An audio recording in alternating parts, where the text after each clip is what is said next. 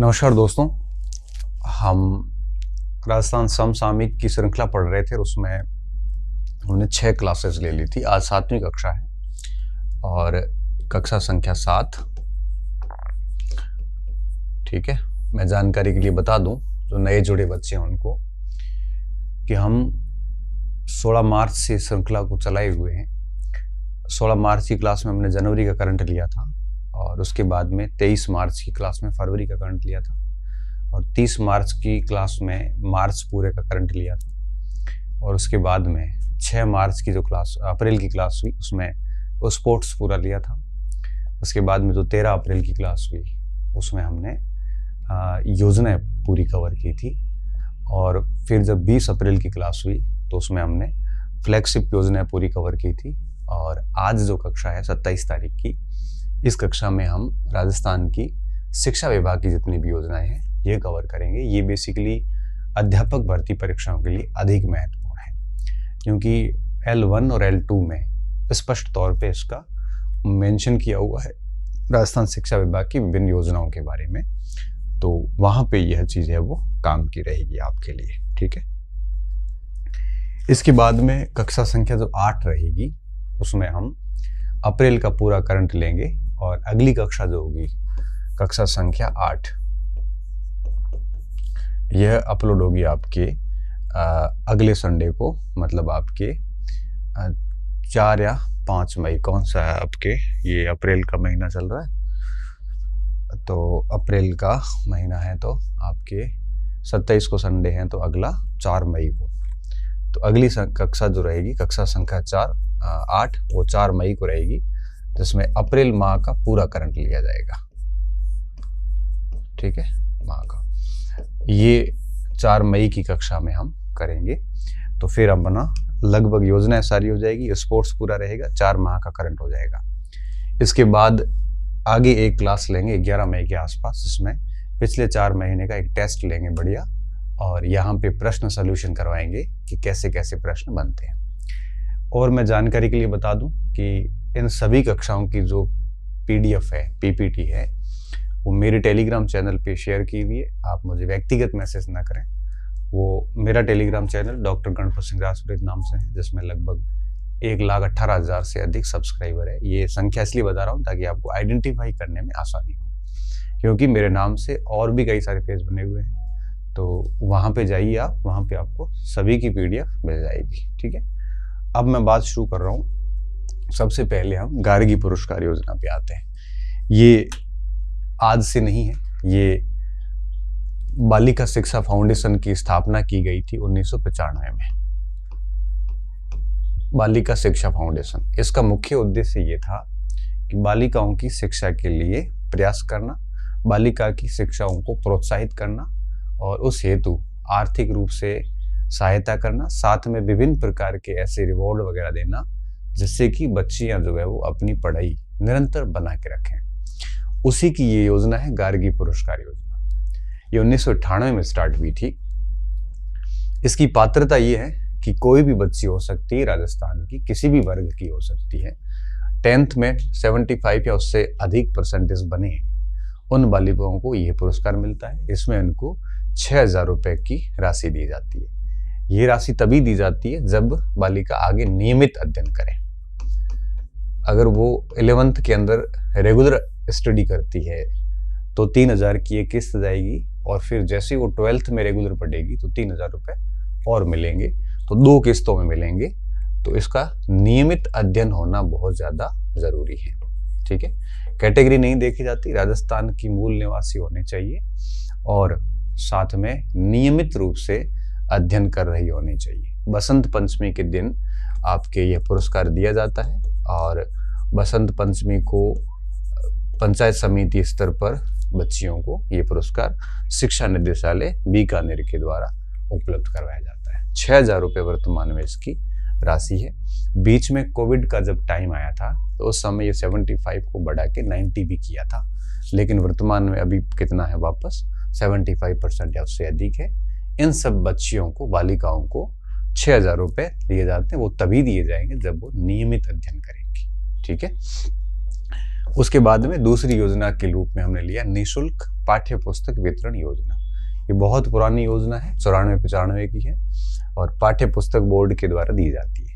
अब तो ये स्थिति है कि कक्षा 1 से लेकर 8 तक सभी राजकीय विद्यालयों में आपके निःशुल्क पुस्तकें दी जाती है, चाहे लड़की हो चाहे लड़का हो, छात्र छात्राओं दोनों को दिया जाता है।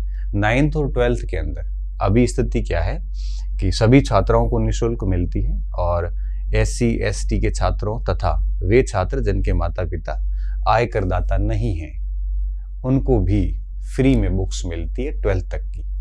तो जनरली यही है कि इनकम टैक्स भरने वाले लोगों की संख्या बहुत कम ही है, तो गवर्नमेंट स्कूल में पढ़ने वाले बच्चों के लिए ये सुविधा दी गई है। ठीक है, तो आप ये याद कर सकते हैं कि आज की तारीख में 1 से लेके 12 तक राजकीय विद्यालयों में किताबों का कोई खर्चा नहीं है, सारा कुछ फ्री है और साथ में मिड डे मील भी मिल जाता है 8वीं तक को। तो साथ में आजकल आपके ड्रेस भी दे दी जाती है, दूध भी पिला लिया जाता है, तो सारा कुछ विद्यालयों में फ्री हो जाता है। बालिका प्रोत्साहन योजना, ये बेसिकली गार्गी पुरस्कार योजना की तर्ज पर ही है। गार्गी पुरस्कार योजना जो है वो आपके 10th की कक्षा की बालिकाओं के लिए है और ये है 12th के लिए। ठीक है, जिसने 12वीं के अंदर 75% या उससे अधिक प्राप्त किए हैं RBSC से, तो उसको 5,000 रुपए की राशि दी जाती है। तो जिस तरह से 10th के लिए गार्गी पुरस्कार योजना है, उसी तरह से 12th के लिए बालिका प्रोत्साहन पुरस्कार योजना है। ठीक है, तो दोनों में बड़ी समानता है, सारी शर्तें सेम है, नियमित अध्ययन होना चाहिए। हाँ, ये एक मुश्त दे दिया जाता है। ठीक है, निपुण भारत मिशन, राष्ट्रीय शिक्षा नीति 2020 जो आई, इस शिक्षा नीति के अंतर्गत आपको भी बता दूं कि इसको उसमें शामिल कर लिया गया है।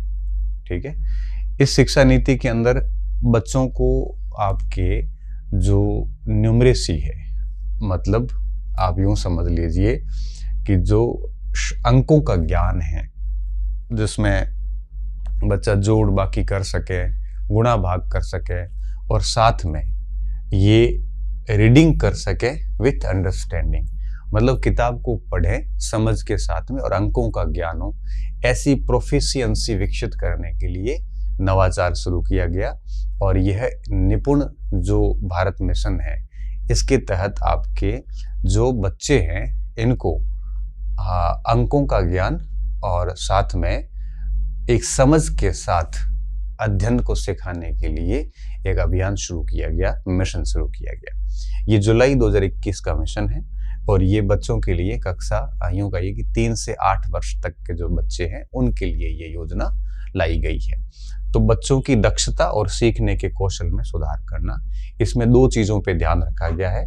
न्यूमरेसी पे, न्यूमरेसी का मतलब होता है अंकिक ज्ञान, अंकों का ज्ञान, और रीडिंग विथ अंडरस्टैंडिंग का मतलब होता है समझ के साथ पढ़ना। तो ये जो 3 से 8 वर्ष तक के जो बच्चे हैं उनमें इस तरह की चीजें लाने के लिए यह मिशन शुरू किया गया। इसकी तो आप फुल फॉर्म ही याद कर लेना। मान लो यही पूछ सकते हैं कि निम्नलिखित में से कौन सा फुल फॉर्म है निपुण का, तो national initiative for proficiency in reading with understanding and numeracy, तो इसका थोड़ा सा ध्यान रखना। यह NEP 2020 के तहत है। मिशन का लक्ष्य क्या है? 2026-27 तक कक्षा 2 के अंत तक प्रत्येक बच्चे को आवश्यक पठन, लेखन और गणितीय कौशल प्राप्त करना है। मैं कह रहा हूँ अगर आपने इसका ठीक से फुल फॉर्म भी बढ़िया से याद कर ली तब भी हमारे को बातें समझ में आ जाएगी कि निपुण का मतलब क्या है। यह है कालीबाई भील मेधावी छात्रा स्कूटी योजना, काफी चर्चा में है और इन दिनों मुख्यमंत्री बाड़मेर आए थे और उन्होंने इस योजना की लाभार्थी जो बालिकाएं थी उनको है वो स्कूटी वितरण भी किया गया। ये बेसिकली उच्च शिक्षा के लिए है। जो बच्चियां 12वीं पास करके जो कॉलेज में आई है तो उन लड़कियों को, चयनित लड़कियों को स्कूटी दी जाती है। ठीक है, अब किसका चयन किया जाएगा? सबसे पहले फॉर्म भरवाए जाएंगे। फॉर्म भरने के लिए पात्रता क्या है? सबसे पहले ये देखा जाएगा 2.5 लाख से अधिक उसके परिवार की इनकम नहीं होनी चाहिए।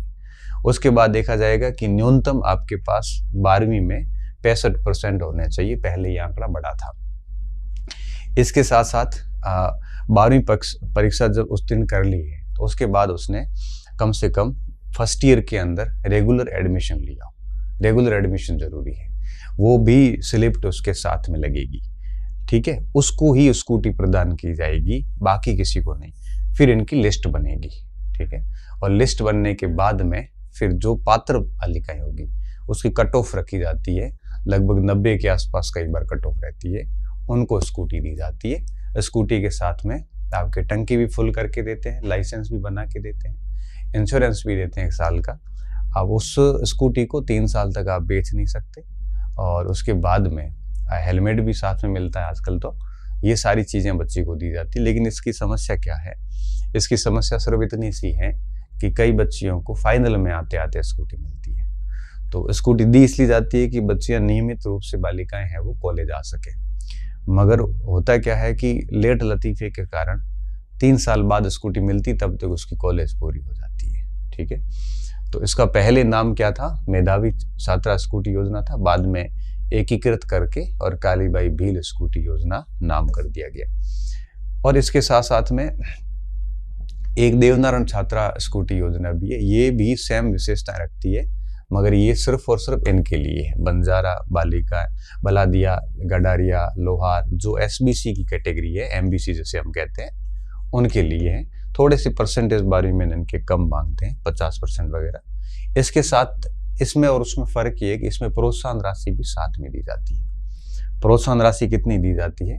प्रोत्साहन राशि देवनारायण योजना में स्नातक स्तर पास करने पर 10,000, पीजी करने पे 20,000 रुपये अलग से दिए जाते हैं। ऐसे आपके उसमें नहीं दिए जाते, कालीबाई भील योजना में नहीं दिए जाते। तो ये फॉर्म, अच्छा इसमें ध्यान रखना, ये फॉर्म भरने का है। इनकी संख्या एक बार आप देख लेना गूगल पे जाके कि कितनी बच्चियों को कालीबाई भील दी जाती है। थोड़ा आंकड़ा ऐड कर देना, मैं कर नहीं पाया इसमें। बाकी इनमें और देवनारायण योजना में बहुत अधिक फर्क नहीं है, बस देवनारायण योजना के साथ साथ प्रोत्साहन भी शामिल किया गया है, ठीक है। इसके बारे में हम पहले वैसे पढ़ भी चुके हैं। प्रधानमंत्री पोषण योजना ये 29 सितंबर 2021 को शुरू की गई, मानव संसाधन विकास मंत्रालय के द्वारा शुरू की गई है। इसमें क्या है कि गाँवों के अंदर जनरली क्या होता है कि जन्म दिवस, शादी की वर्षगांठ, इनके ऊपर कई सारे अवसर पर भोज चलता रहता है, ठीक है। इस भोज के अवसर पर कोई भी व्यक्ति पूर्ण भोजन, मिठाइयाँ, उपकरण, बर्तन आदि दान है वो दे सकते हैं, ठीक है। इसमें पोषण योजना में ये है। और इस योजना के लाभार्थी भी हैं, प्राथमिक वगैरह, ये तो कैलोरी वगैरह याद रखने की ज़्यादा जरूरत नहीं है। मुख्यमंत्री पन्नाधाय बाल गोपाल योजना, पूर्व में इसका नाम बाल गोपाल योजना था। इस सरकार ने इसका नाम बदल के पन्नाधाय बाल गोपाल योजना कर दिया। इसमें क्या है? इसमें जो कक्षा 1 से 8 तक के बच्चे हैं गवर्नमेंट स्कूल के अंदर, उनको दूध पिलाया जाएगा। पहले तो केवल 2 दिन पिलाया जाता था, अब इन्होंने व्यवस्था की है कि हम सप्ताह के 6 दिन में दूध पिलाएंगे। जितने भी वर्किंग डे होंगे दूध पिलाएंगे। दूध हेतु पाउडर लाया जाएगा और पाउडर के अंदर आपके शक्कर मिला के और उसका दूध बना के बच्चों को पिलाया जाएगा। ये एसएमसी सारा काम संपादित करेगी और डेयरी फेडरेशन से पाउडर आएगा और बच्चों को पिलाने का काम किया जाएगा। इससे क्या होगा कि बच्चों को एक प्रकार से पौष्टिक आहार मिलेगा, ऐसा इनका तर्क है, ठीक है। तो दूध आपूर्ति कौन करेगा? डेयरी संघ करेगा। किसको पिलाया जाएगा? 1 से 8 तक के स्टूडेंट को पिलाया जाएगा। और अभी प्रतिदिन कर दिया गया, पहले ये 2 दिन हुआ करता था, ठीक है। ये सारा काम एसएमसी करती है, ठीक है। और ये डेयरी फेडरेशन जो है, यहाँ से 421 रुपये किलोग्राम की दर से मिल्क पाउडर विद्यालयों को दिया जाएगा और वहाँ से इनको पिलाया जाएगा।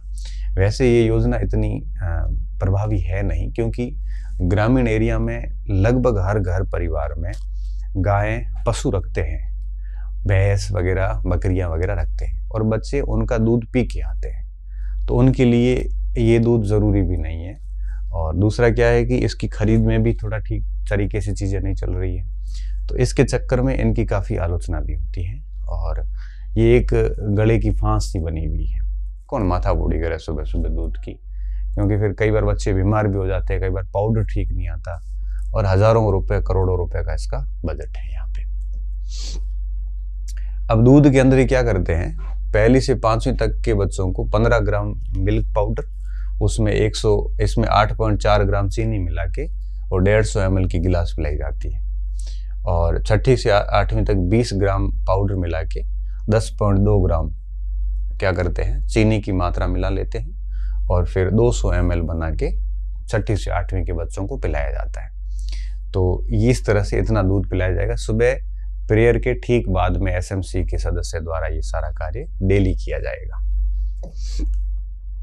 ये अनुप्रति कोचिंग योजना है, ठीक है, शिक्षा विभाग की तो नहीं है, सामाजिक कल्याण और न्याय विभाग की है, सामाजिक न्याय अधिकारिता विभाग की है। 5 जून 2021 को ये योजना शुरू हो गई थी। ये आर्थिक रूप से जो कमजोर बच्चे हैं उनको निःशुल्क कोचिंग करवाना है, प्रोफेशनल कोर्स की कोचिंग करवाना है। ये सरकार खुद कोचिंग को बढ़ावा देने के लिए काम कर रही है, ठीक है। एक SC ST OBC माइनॉरिटी आर्थिक रूप से पिछड़े जितने भी बच्चे हैं उनको 30,000 स्टूडेंट्स को पर ईयर 1 साल तक उनको कोचिंग करवाई जाएगी। 30,000 बच्चों को चुना जाएगा। इसमें 8 लाख से कम आय वाले ही शामिल हो पाएंगे और हालांकि राज्य कर्मचारी हैं उनको भी शामिल किया जाएगा, बस वो ग्रेड 11 से नीचे होने चाहिए। 1 साल तक कोचिंग की जाएगी और इसमें ये ध्यान रखा जाएगा कि 30,000 में 15,000 बालिकाओं को साथ में कोचिंग दी जाएगी, ठीक है। कोचिंग के कुल 12 पाठ्यक्रम निर्धारित है RAS IAS टाइप से, और जो भी कोचिंग अनुप्रति योजना में रजिस्टर्ड होगी आप उसी कोचिंग में जाके वो कोर्स निःशुल्क कर सकते हैं। आपकी फीस गवर्नमेंट देगी, ठीक है। और अगर कोचिंग प्राप्त करने के लिए आपको अन्य शहरों में रहने वाले छात्रों के आवास व भोजन हेतु 40,000 रुपए की सहायता राशि और अलग से भी दी जाती है, ठीक है। यह अनुप्रति कोचिंग योजना है, तो ये 30,000 स्टूडेंट के लिए है। एक है विदेशों में पढ़ाने के लिए, पहले एक Rajiv Gandhi scholarship for academic excellence योजना चलती थी, जिसमें जो राजस्थान के टॉपर बच्चे होते थे उन बच्चों को 4 साल के लिए बाहर भेजा जाता था विदेशों में पढ़ाई करने के लिए, और उनको 25 लाख रुपए की सहायता दी जाती थी, इकोनॉमिकली हेल्प की जाती थी, फीसेस वगैरह भरी जाती, जिसको अपन स्कॉलरशिप कहेंगे। इसको चेंज कर दिया गया पूरा, 5 अक्टूबर 2021 को इसको बदला और इसका नाम कर दिया गया Swami Vivekananda academic excellence scholarship योजना। बस राजीव गांधी का नाम हटाया है, स्वामी विवेकानंद का नाम डाल दिया गया है। अब इसको बनाया, नोडल किसको बनाया? उच्च शिक्षा विभाग को, हायर एजुकेशन को।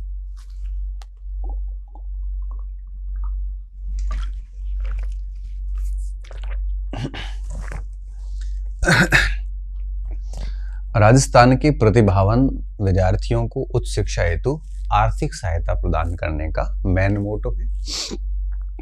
इस योजना के माध्यम से 500 विद्यार्थियों को, पहले टॉपर्स को ही भेजा जाता था, अब 500 विद्यार्थियों को बाहर भेजा जाएगा, जिसमें 300 को विदेशों में भेजा जाएगा और 200 को देश के अंदर ही रखा जाएगा। और इसमें 30% महिलाओं को आरक्षण दिया गया है। 500 में से 30% मतलब 150 महिलाएं शामिल रहेगी और 350 पुरुष शामिल रहेंगे, ठीक है।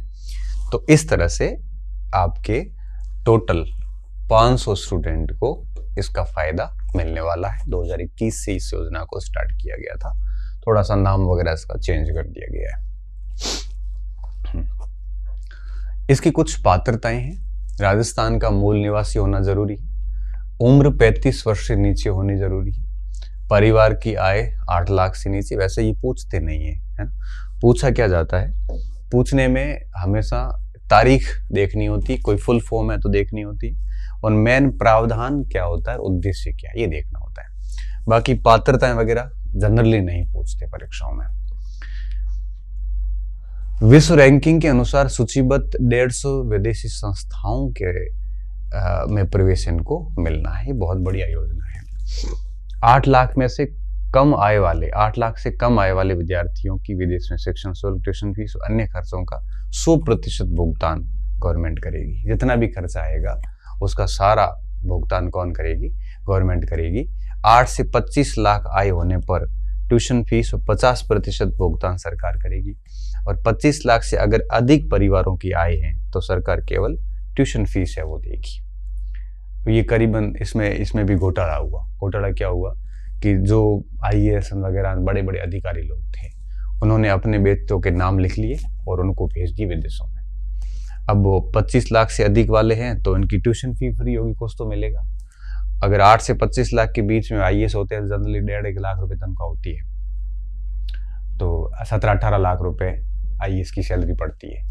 तो इन लोगों ने क्या किया, ट्यूशन फी और 50% खर्चा गवर्नमेंट उठा रही है। ऐसे सारे पढ़े हैं ऑस्ट्रेलिया में, न्यूजीलैंड में, बहुत सारी जगहों पे। तो इसकी शिकायत हुई कि आपने जो लोग 500 बच्चे बाहर भेजे हैं, 300 बच्चे, उनका गरीबों से तो कोई लेना देना नहीं है, वो सारे के सारे अमीर परिवारों के लोग हैं। तो छात्रवृत्तियां रोक दी गई। रोकी तो फिर उसका विरोध होना शुरू हुआ कि आपने छात्रवृत्तियां रोकी, हमारे बच्चे वहां अटके हुए पड़े। तो इन योजनाओं का असल में तो क्या है कि कुछ हो नहीं रहा है। ठीक है, जो फायदा ले रहे हैं वो उठा ही रहे हैं इसका।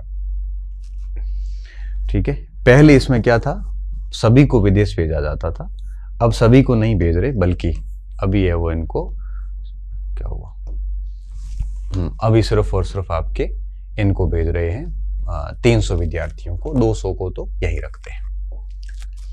ठीक है, मुख्यमंत्री निःशुल्क यूनिफॉर्म वितरण योजना। निःशुल्क यूनिफॉर्म में क्या करते हैं, कक्षा 1 से लेकर 8 तक, ये और वो बाल गोपाल योजना साथ में शुरू की गई थी। कक्षा 1 से लेकर 8 तक जितने भी बच्चे पढ़ रहे हैं गवर्नमेंट स्कूल में, उनको 2 सेट कपड़ा दिया जाएगा और साथ में 200 रुपये सिलाई के दिए जाएंगे प्रति विद्यार्थी। और ये यूनिफॉर्म वितरण योजना, बच्चों को यूनिफॉर्म भी सरकार देती है, 2 ड्रेस बेचती है और सिलाई के 200 रुपये। हालांकि अब सिलाई 200 रुपये में कुछ होता नहीं है, फिर भी ठीक है, एक मदद हो जाती है गरीब परिवारों को। ये और बाल गोपाल योजना दोनों अशोक गहलोत ने सरकार ने पिछली सरकार में स्टार्ट किया था, और इस बार थोड़ा थोड़ा इसमें चेंजेस किया गया है। अब आती अपनी लाडो। ठीक है, यह बेटी बचाओ बेटी पढ़ाओ कार्यक्रम के अंतर्गत बालिका शिक्षा को बढ़ावा देने और बालिकाओं के कल्याण से संबंधित है। ठीक है, और इसमें विशेष कुछ है नहीं, बस इतना इसमें ध्यान रखना है, अपनी लाडो में बालिकाओं को सशक्त करना है, बालिकाओं को शिक्षा देना है। ठीक है, 10 जिलों में ये योजना जो है कार्यक्रम संचालित हो रहा है। ठीक है, ये सारी पीपीटी आपको अपने टेलीग्राम चैनल पे मिल जाएगी। बच्चों का एक कॉमन प्रश्न ये रहता है कि सर इसके अलावा भी कुछ पढ़े कि नहीं पढ़े। देखो, मेरे हिसाब से तो मैं जितना कुछ महत्वपूर्ण चीजें हैं वो सारी लेके आ रहा हूँ। अब करंट अफेयर्स का कोई अंत तो है नहीं, आप कितना भी पढ़ोगे तो भी कोई गारंटी नहीं है कि उसमें पढ़ा हुआ है। कई बच्चे डेली क्लासेस भी देखते हैं, 1-1 घंटे की, 1.5 घंटे की, आधे घंटे की। तो मुझे लगता है कि इतना सब कुछ करंट पे करने की आवश्यकता नहीं। ठीक है, बस आप अपडेट रहोगे तो बढ़िया है।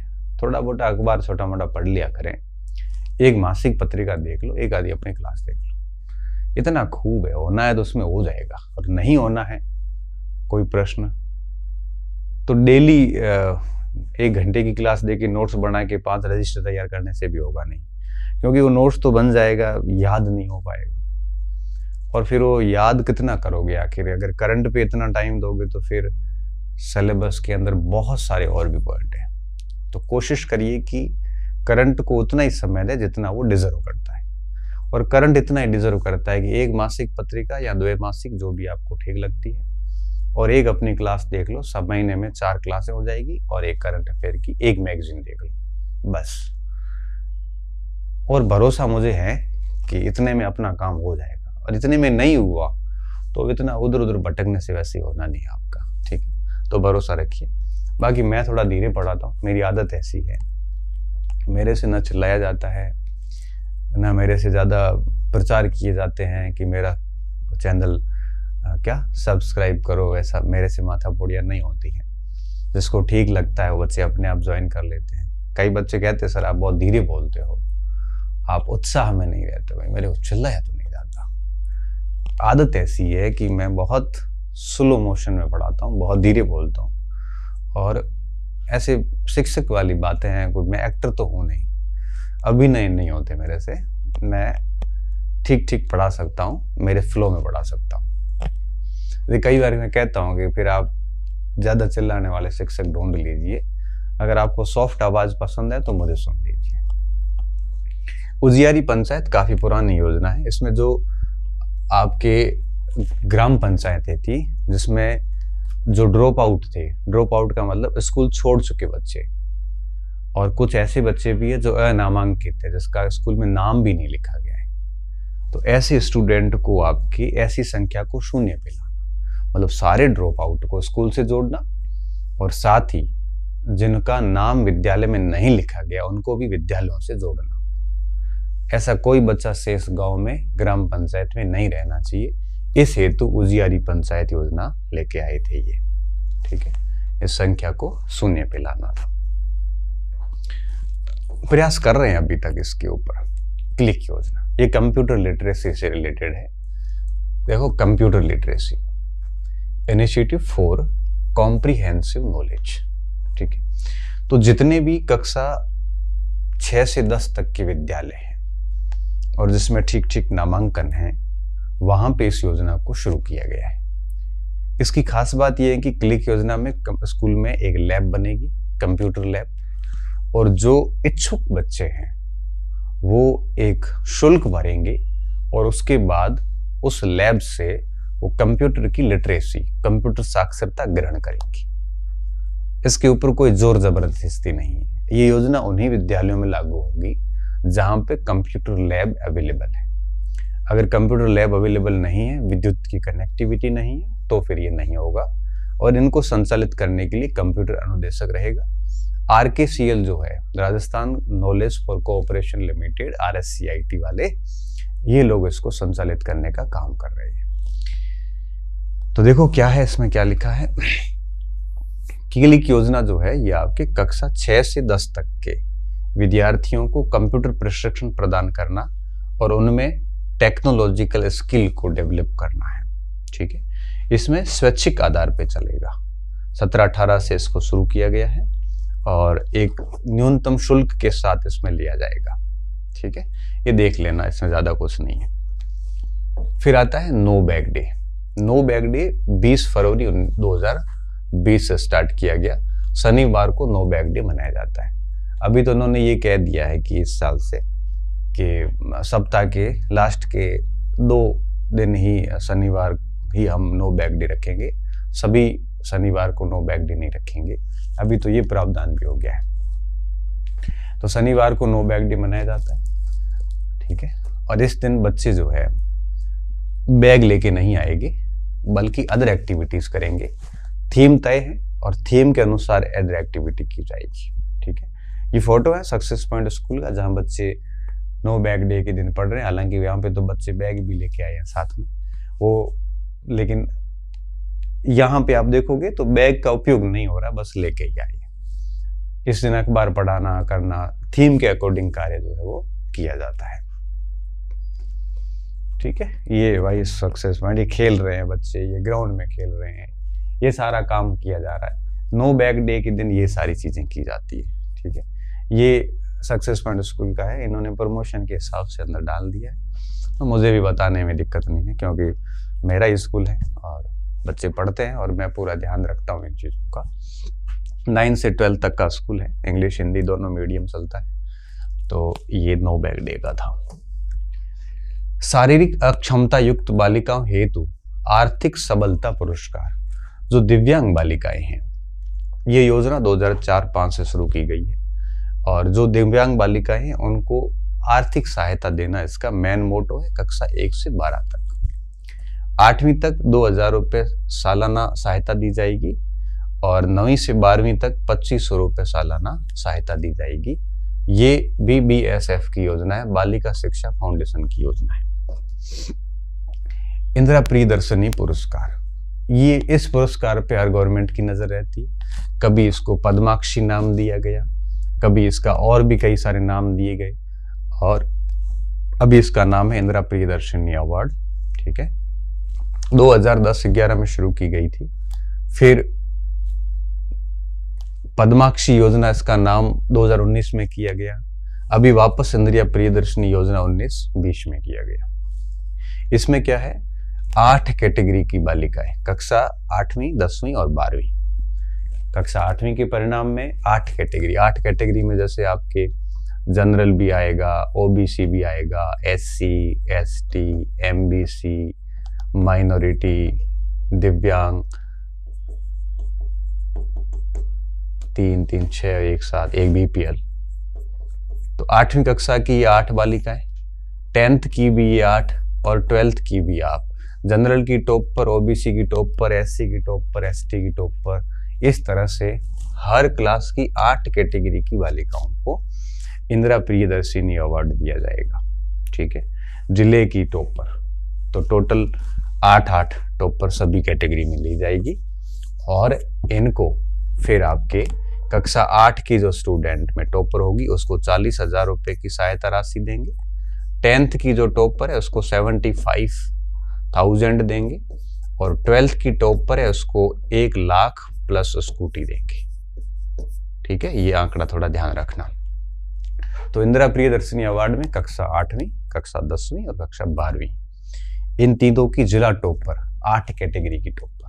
ठीक है, इन 24 को क्या दिया जाएगा, पुरस्कार दिया जाएगा। 8वीं की टॉपर जितनी भी हैं 8 को 40,000 देंगे, 10वीं की टॉपर को 75 देंगे और 12वीं की टॉपर को 1 लाख रुपए, सभी को लाख रुपए प्लस स्कूटी दी जाएगी।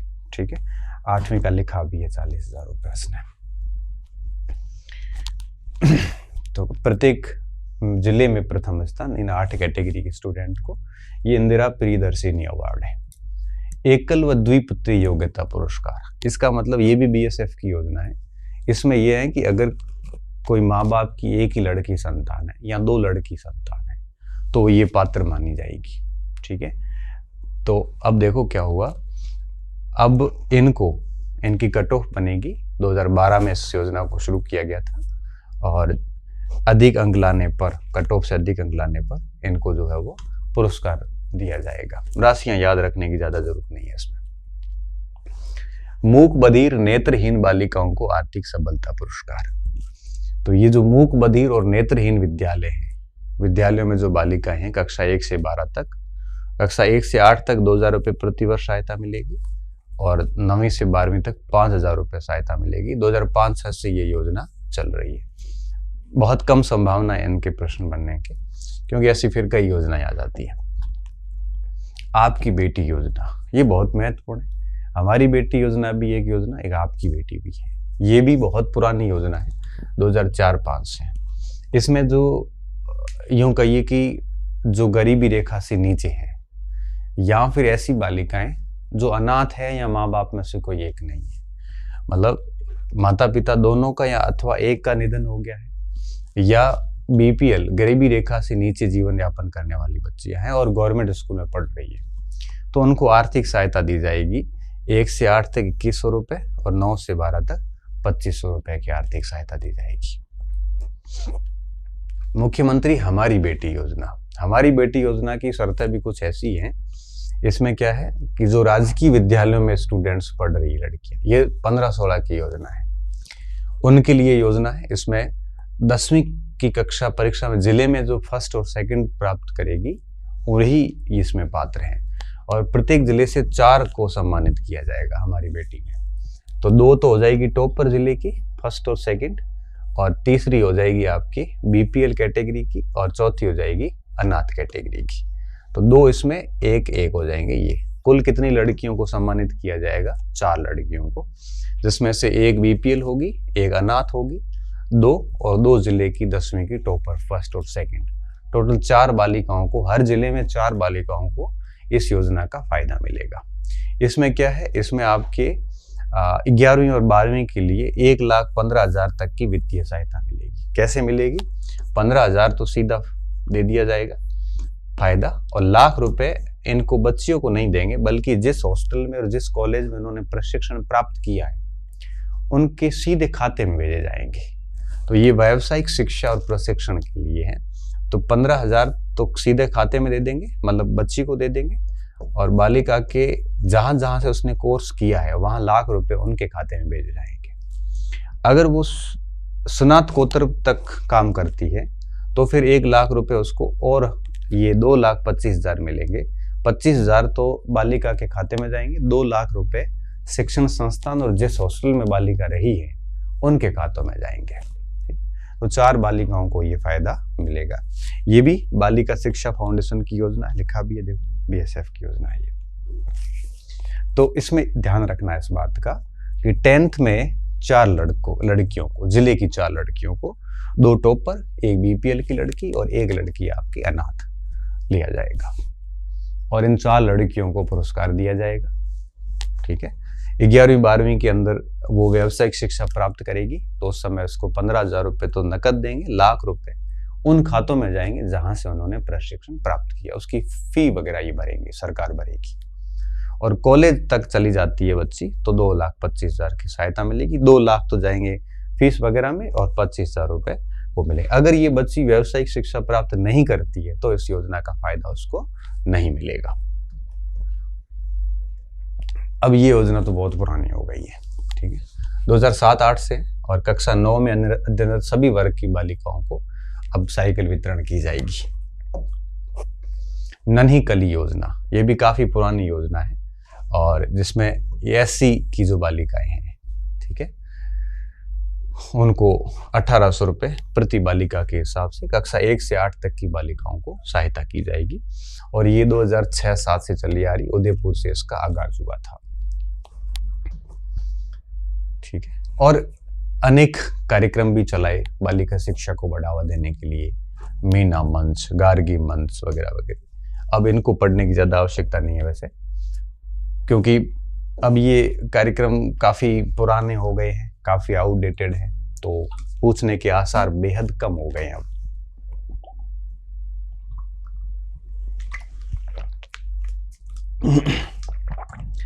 अब कुछ और पुरस्कार। ट्रांसफर वाउचर योजना, ठीक है, 2017-18 से इसको शुरू किया गया है। अब ये ट्रांसफर वाउचर योजना आप यूं मान लीजिए कि सभी लेवल पे आ गई, कॉलेज में भी ये चल रही है योजना। पात्रता क्या है? पात्रता ये है कि स्कूल जो है वो घर से तकरीबन 1.5-2 किलोमीटर से दूर होना चाहिए प्राइमरी स्कूल, और 5 किलोमीटर से दूर होना चाहिए सीनियर सेकेंडरी स्कूल। उन्हीं को पात्र माना गया है। अगर घर के ठीक पास में स्कूल है तो ट्रांसफर वाउचर योजना नहीं दी जाएगी। ये इसलिए लाई गई थी कि आरटीई में लिखा हुआ है कि जो प्राइमरी स्कूल्स हैं और अपर प्राइमरी स्कूल्स हैं ये रेडियस में होने चाहिए, निकट रेडियस में, दायरे में होना चाहिए, ताकि स्कूल की दूरी की वजह से बच्चों की पढ़ाई ना छूटे। तो जहां थोड़ा सा स्कूल स्थापित दूर है तो उनके लिए ये योजना लेके आए और 1ली से 5वीं तक के बच्चों को 10 रुपये प्रतिदिन के हिसाब से सहायता देते हैं ट्रांसफर की, और 6ठी से 8वीं तक के लिए 15 रुपये देते हैं। जिनका विद्यालय 5 किलोमीटर से अधिक दूरी पर हो उन्हें 20 रुपये का किराया दिया जाता है, और कक्षा 9 से 12 तक की बालिकाओं के लिए ये पात्र है, और कॉलेज में ये लड़के भी इसका फायदा ले सकते हैं। कस्तूरबा गांधी STDR योजना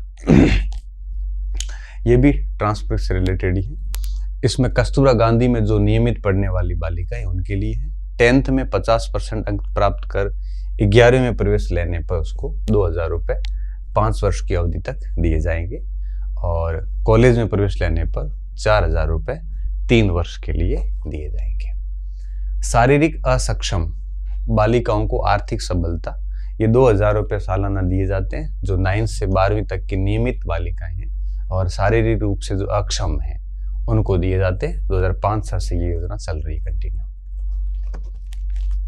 इंस्पायर अवार्ड योजना, ये भारत सरकार की योजना 2009 से चल रही है। इसमें जो बच्चे हैं आपके स्कूल के अंदर साइंस तकनीकी क्षेत्र में बच्चों को आगे लाने के लिए ये योजना शुरू की गई थी। इसमें बच्चे अपने मॉडल बनाते हैं और उस मॉडल्स को आगे भेजा जाता है, मॉडल अप्रूव होते हैं तो उसके बाद इनको है वो मॉडल चयनित बच्चों को छात्रवृत्तियां दी जाती है, 10,000 रुपये दिए जाते हैं, करने हेतु 10,000 रुपये मिलते हैं। कक्षा 6 से लेकर 10वीं तक विज्ञान विषयों के लिए ये है, स्पेशली विज्ञान सब्जेक्ट के लिए। पूर्व सैनिकों की प्रतिभावान पुत्रियों को दे छात्रवृत्ति, अब तो इस पे विवाद चल रहा है, बंद होने वाली ऑलमोस्ट योजना। 2011-1-2 से चल रही है और भूतपूर्व सैनिकों के लिए योजना है। उनकी जो बच्चियां हैं 11वीं 12वीं में और उनके माता पिता अगर आयकर नहीं देते हो तो उनको और किसी भी प्रकार की छात्रवृत्ति नहीं मिल रही हो तो उनको प्रतिवर्ष 1,000 रुपये है वो दिए जाएंगे। फालतू की योजनाएं हैं सारी, 1,000 रुपये में कुछ होता नहीं है। ये मेन योजनाएं थी। कोई डाउट हो इसके ऊपर तो आप इस पे ले लेना, इस नंबर पे डाल देना।